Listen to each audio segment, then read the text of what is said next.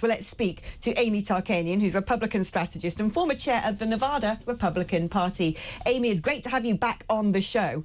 Now, the thing is about this, it seems to me that Kamala Harris plans to maintain this as much as possible throughout the election. She is playing extremely safe, isn't she? A pre-recorded interview, even that's been edited down. I understand there were sort of pre-decided questions to some degree there with her emotional support animal.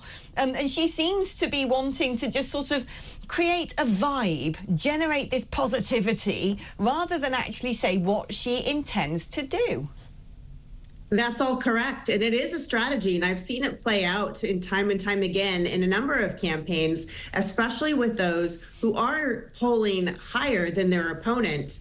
Because why would you want to possibly set yourself up to put your foot in your mouth or to possibly anger somebody who is still on the fence? And so I think by her just throwing out red meat to her base and throwing out a platitude here and there and maybe a positive adjective, it's just, you didn't learn much about what her actual plan was, as you just mentioned. It was strictly just to check the box to say, look, I did an interview.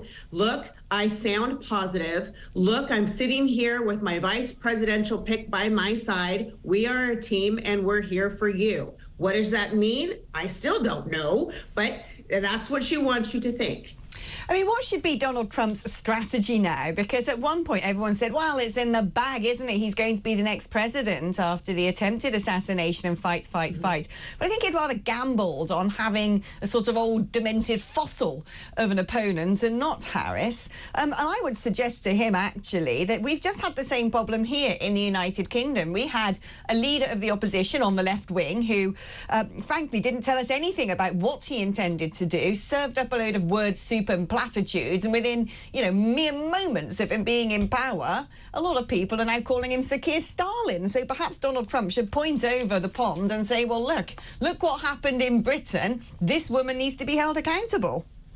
Sure. Now, if Team Trump and Vance can actually refocus and compare and contrast on policy issues and bring up those points that she truly does not have a plan, or they need to rehash, and I know they've done it a little bit, but they need to really just dig it into the minds of the voters. Where did she stand at one point on some of these issues that she's not bringing clarification to the forefront at this point? And so then that way we can see that she hasn't just evolved, but she has truly flip-flopped in a number of areas. And so for her answer last night, from the question of the host saying, how come you have changed your opinion on, things, for example, like fracking, which a number of states actually it's very important for their economy to have fracking. And so, now she's just saying things like, oh, well, my values have not changed. Well, that's very general statement. So where do you stand? Because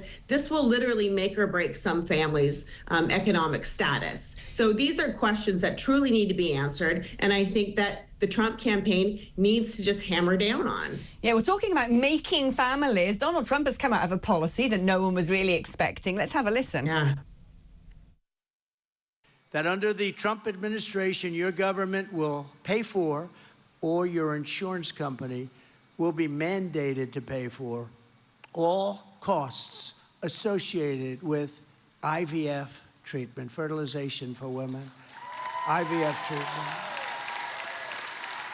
Because we want more babies, to put it very nicely.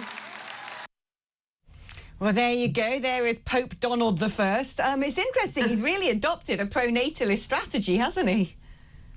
Well, yes, and I know most people are pro-IVF, but to pander in that manner and to say that we're going to pay for a treatment that takes anywhere from $10,000 to upwards of $30,000 just for one round is asinine. And that's not something that usually you hear from a Republican candidate saying the government will go ahead and pay for your bills, because we all know that nothing is free.